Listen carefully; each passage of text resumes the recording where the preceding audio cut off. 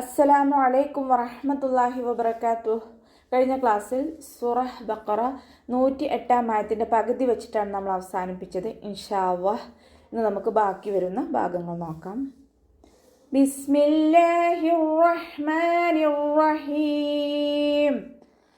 ഫഅഫു വസ്ഫഹു ഹത്താ യഅതിയല്ലാഹു ബിഅംരിഹി ഇന്നല്ലാഹ അലാ കുല്ലി ഷൈഇൻ ഖദീർ. ഫഅഫു ലൈറ്റ് ആക്കിയിട്ട് ഉച്ചരിക്കുക. മഖ്റജ് വരുന്നത് നമ്മുടെ മേലെ മുൻപല്ലിൻ്റെ അറ്റവും താഴെ ചുണ്ടിൻ്റെ ഉൾവശത്ത് നനഞ്ഞ ഭാഗവും ചേർന്നിട്ടാണ്. സൗണ്ടിനെ ലൈറ്റ് ആക്കിയിട്ട് ഉച്ചരിക്കുക കേട്ടോ. അയിനിൻ്റെ മഖ്റജ് വസത്തുൽ ഹൽക്ക്, തൊണ്ടയുടെ മധ്യഭാഗം. സൗണ്ട് ഹംസയായി പോവാതെ ശ്രദ്ധിക്കുക കേട്ടോ. അയിൻ കൽക്കല ലെറ്റർ അല്ലാത്തത് കൊണ്ട് ഹാഫ് സുക്കൂന് കൊടുക്കാൻ ശ്രദ്ധിക്കുക കേട്ടോ. ഫഅഫു ഫഇൻ്റെ കൂടെ വൗമദ് വന്നു, 2 കൗണ്ട് നീട്ടിക്കൊടുക്കുക. വസ്ഫഹു വാവ് ഉച്ചരിക്കുമ്പോൾ ചുണ്ടുകളൊന്ന് വട്ടത്തിൽ പിടിച്ചു കൊടുക്കുക കേട്ടോ. പല്ല് ചുണ്ടിൽ തട്ടാത്ത രൂപത്തിൽ വെച്ചു കൊടുക്കുക. സ്വാദ് ഇസ്തിഅലാൻ്റെ ലെറ്ററാണ്, ഉയർത്തി ഉച്ചരിക്കേണ്ട അക്ഷരങ്ങൾപ്പെട്ടതാണ്. തഫ്ഹീം ചെയ്യുക. ഇഖ്ബാക്കിൻ്റെ ലെറ്ററും കൂടിയാണ്. നാവിൻ്റെ മുഴുവൻ ഭാഗങ്ങളും മുകളിലേക്ക് ഉയർത്തിയിട്ട് തഫ്ഹീം ചെയ്യുക കേട്ടോ.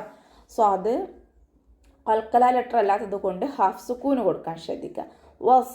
വസ്ഫഹു ഇതുപോലെ ഊതി കൊടുക്കുക കേട്ടോ. ഹൻ്റെ കൂടെ വാവുമദ് വന്നിട്ടുണ്ട്, 2 കൗണ്ട് നീട്ടിക്കൊടുക്കുക. ഹ മഖ്റജ് വരുന്നത് വസത്തുൽ ഹൽക്ക്, സൗണ്ടിനെ ക്ലിയർ ആക്കിയിട്ട് ഉച്ചരിക്കുക കേട്ടോ. ത ശബ്ദ വന്നിട്ടുണ്ട്, 2 അക്ഷരങ്ങൾ ഉച്ചരിക്കുന്ന കനം കൊടുക്കുക. കൂടെ അലിഫ് സ്വൈറയാണ് വന്നിട്ടുള്ളത്, 2 കൗണ്ട് വീതം നീട്ടിക്കൊടുക്കുക കേട്ടോ. ഹംസ കൽക്കല ലെറ്റർ അല്ലാത്തത് കൊണ്ട് ഹാഫ് സുക്കൂന് കൊടുക്കുക. യഅതി അതുപോലെ ഫുൾ സുക്കൂന് കൊടുത്തിട്ട് ഉച്ചരിക്കരുത് കേട്ടോ. യഅതി അവ്വ എന്നുള്ള നാമത്തിൻ്റെ മുന്നേയുള്ള അക്ഷരത്തിന് ഫതഹ വന്നു. അവ്വ എന്നുള്ള നാമത്തിൽ ലാമിനെ ഉയർത്തി ഉച്ചരിക്കുക കേട്ടോ. ബി അംരി റോ കെസ്റയാണ്. രീ എന്നുള്ള സൗണ്ട് കൊടുത്തിട്ട് ലൈറ്റ് ആക്കിയിട്ട് ഉച്ചരിക്കുക കേട്ടോ. ഇവിടെ വഖഫിൻ്റെ ചിഹ്നമായിട്ടുള്ള കൈല വന്നിട്ടുണ്ട്. വഖഫ് ചെയ്യലാണ് ഉത്തമം. ഇനി നമ്മളോട് വഖഫ് ചെയ്യുമ്പോൾ ഹാ സുക്കൂന് കൊടുത്തിട്ട് വഖഫ് ചെയ്യുക കേട്ടോ. ഇന്നല്ലാഹ അലാ കുല്ലി ഷൈഇൻ ഖദീർ. നൂനിന് ശ്രദ്ധ അക്മൽ ഉന്നൻ നന്നായിട്ട് മണിച്ചു കൊടുക്കുക.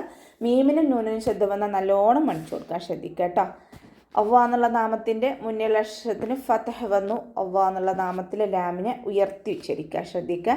അലാ കുല്ലി ഷൈഇൻ ഖദീർ. അതിൻ്റെ മഖ്റജ് വസത്തുൽ ഹൽക്ക്, സൗണ്ടിനെ വ്യക്തമാക്കിയിട്ട് ഉച്ചരിക്കുക കേട്ടോ. ലാമിൻ്റെ കൂടെ അലിഫ് സ്വൈറയാണ് വന്നിട്ടുള്ളത്, 2 കൗണ്ട് വീതം നീട്ടിക്കൊടുക്കുക. ലാമിന് ശ്രദ്ധ വന്നിട്ടുണ്ട്, 2 അക്ഷരങ്ങൾ ഉച്ചരിക്കുന്ന കനം കൊടുക്കണം, പക്ഷെ മണിക്കാതെ ഉച്ചരിക്കുക കേട്ടോ.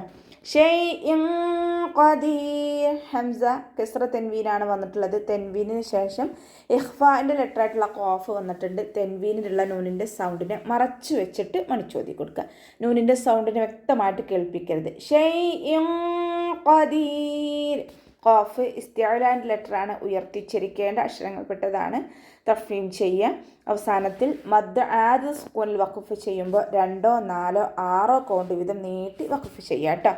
അപ്പോൾ ഇവിടെ നമ്മൾ വഖഫ് ചെയ്യുമ്പോൾ റോക്ക് സുക്കൂന് കിട്ടുമല്ലോ. റോക്ക് സുക്കൂന് മുന്നേ സുക്കൂന് അദക്ഷരത്തെ നമ്മൾ സുക്കൂനായിട്ടാണല്ലോ പരിഗണിക്കുക. റോക്ക് സുക്കൂനും മുന്നേ സുക്കൂന്, അതിൻ്റെ മുന്നേ അക്ഷരത്തിന് കെസ്റ. അപ്പം നമ്മൾ റോയിനെ താഴ്ത്തിയാണ് ഉച്ചരിക്കട്ടോ. ഖദീർ എന്ന് ഫുള്ളാക്കിയിട്ട് ഉച്ചരിക്കൂല. കുല്ലി ഷൈഇൻ ഖദീർ ലൈറ്റാക്കി വഖഫ് ചെയ്യാം.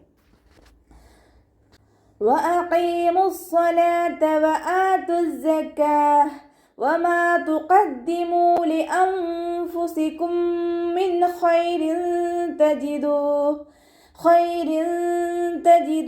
عند الله إن الله بما تعملون بصير.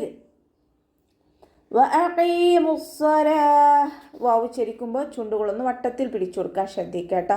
ഖാഫ് ഇസ്തിഅലാൻ്റെ ലെറ്ററാണ്, ഉയർത്തി ഉച്ചരിക്കേണ്ട അക്ഷരങ്ങൾപ്പെട്ടതാണ്. തഫ്ഹീം ചെയ്യുക. മീമിൻ്റെ കൂടെയുള്ള വാമദിനെ കൂട്ടി ഒതുമ്പോൾ കട്ട് ചെയ്ത് കൊടുക്കുക കേട്ടോ. ഹംസത്തുൽ വസ്ൽ വന്നു. ഹംസത്തുൽ വസ്ലിന് മുന്നേ ഏത് മദ് വന്നാലും നമ്മൾ കട്ട് ചെയ്തിട്ട് ഉച്ചരിക്കുക. സ്വാദ് ഇസ്തിഅലാൻ്റെ ലെറ്ററാണ്, ഉയർത്തി ഉച്ചരിക്കേണ്ട അക്ഷരങ്ങൾപ്പെട്ടതാണ്. തഫ്ഹീം ചെയ്യുക. ഇഖ്ബാക്കിൻ്റെ ലെറ്ററും കൂടിയാണ്. നാവിൻ്റെ മുഴുവൻ ഭാഗങ്ങളും മുകളിലേക്ക് ഉയർത്തിയിട്ട് തഫ്ഹീം ചെയ്യാൻ ശ്രദ്ധിക്കുക കേട്ടോ. വആതു സക്കാ വാവ് ഉച്ചരിക്കുമ്പോൾ ചുണ്ടുകളൊന്ന് വട്ടത്തിൽ പിടിച്ചു കൊടുക്കുക. ഹംസയുടെ കൂടെ അലിഫ് മദ് വന്നു 2 കൗണ്ട് നീട്ടി കൊടുക്കുക. താ കൂടെ വന്നിട്ടുള്ള വാവ് മദ്ദിന് നമ്മൾ കൂട്ടി എഴുതുമ്പോൾ കട്ട് ചെയ്ത് കൊടുക്കുക കേട്ടോ. ഹംസത്തുൽ വസ്ൽ വന്നതുകൊണ്ട് മുന്നേയുള്ള ഏത് മദ്ദായാലും നമ്മൾ കട്ട് ചെയ്തിട്ട് ഉച്ചരിക്കുക.